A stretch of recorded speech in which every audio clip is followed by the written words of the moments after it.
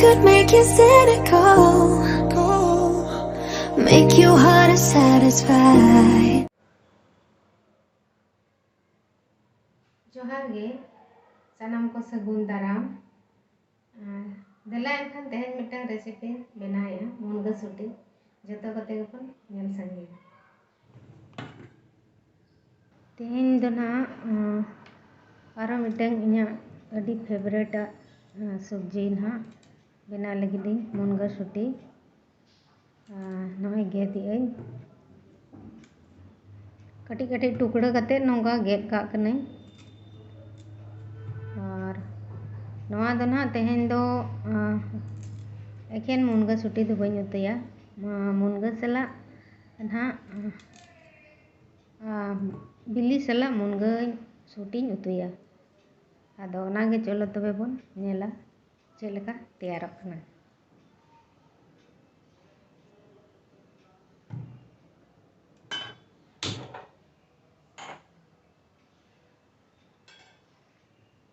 बिली ना मिटंग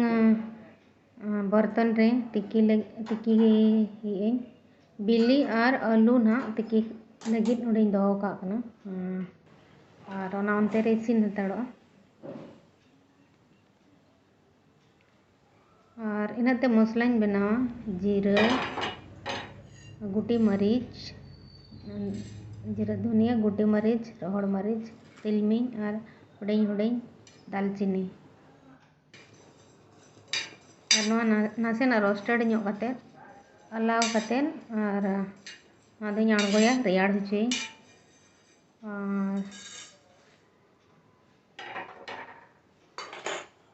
और बादाम मेसरे तहें कना हिडिñ लिइñ बादाम कटी नवा आता हुआ आता कते नवा राड़े ñoq कते कटी तिरमिल लेखान गे ओना चोका को लगन गे छड़ा आदो जहां उनका चोका आते हो पिसो गानों गया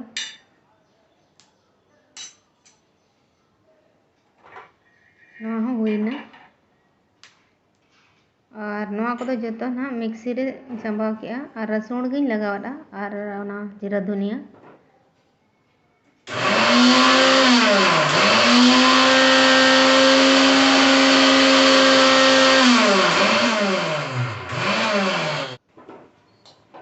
कई सुनुम दुल हुआ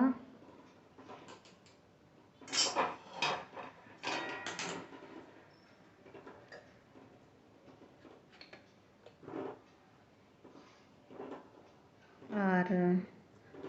मुनगा-सुटी गेद कते रू फटा कते दहो दे नवा नासेना आंडा बड़ा हुआ सेमी फ्राई बिली हो इसिन ठीकना नवा हो नितो दो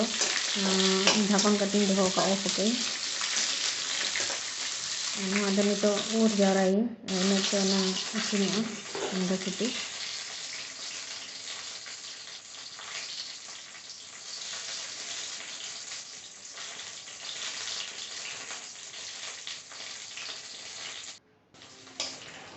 नितो दो आड़गो हुआ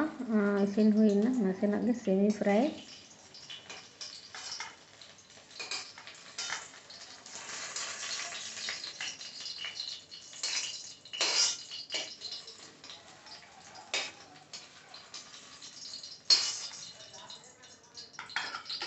नितो दो ओना कोढ़ा रेगे बिली कटी फ्राई हुआ बिली फ्राई बिली फ्राई जखन जहाँ को उनका बन फ्राई खान एमा गया बन बुलुंग और सासांग अड़ी चेहरा कलर को जो आदो इन दो बई एमा कना ओंका गे फ्राई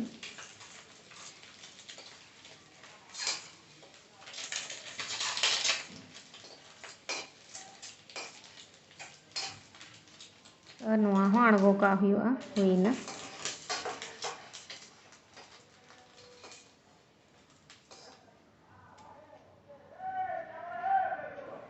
बेरेल मरीच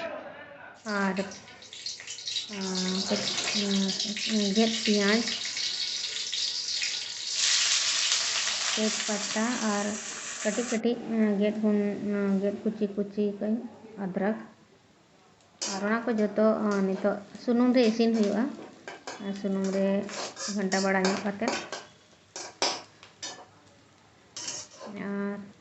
सासां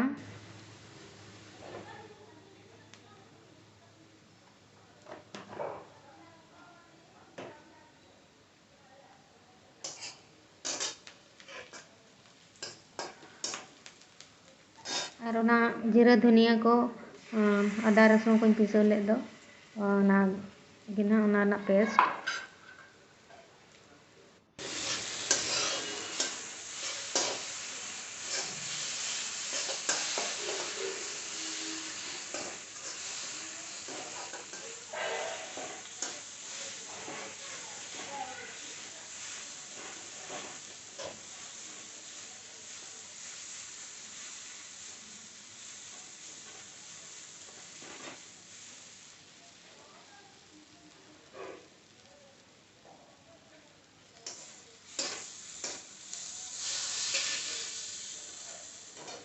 टमाटर कटी घंटा बड़ा के इसिन बखरा से ढाकन का मिद डड़े के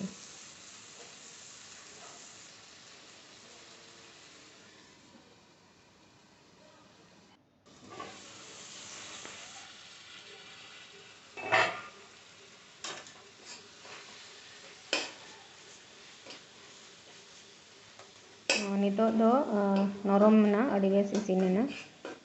पेंयाज को मसला को और टमाटर हो मिला बड़ा कते और ओना आलू तिकी लिया बिली सला ओना हो एमाना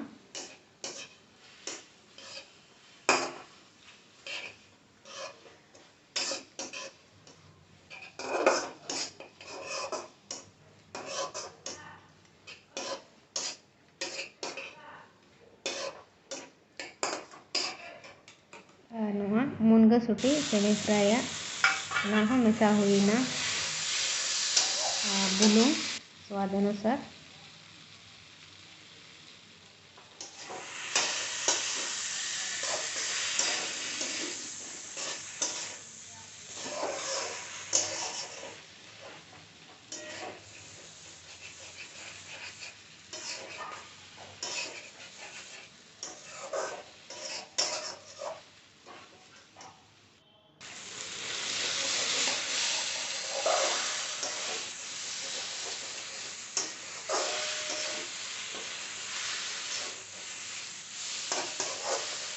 दाग एमा हुआ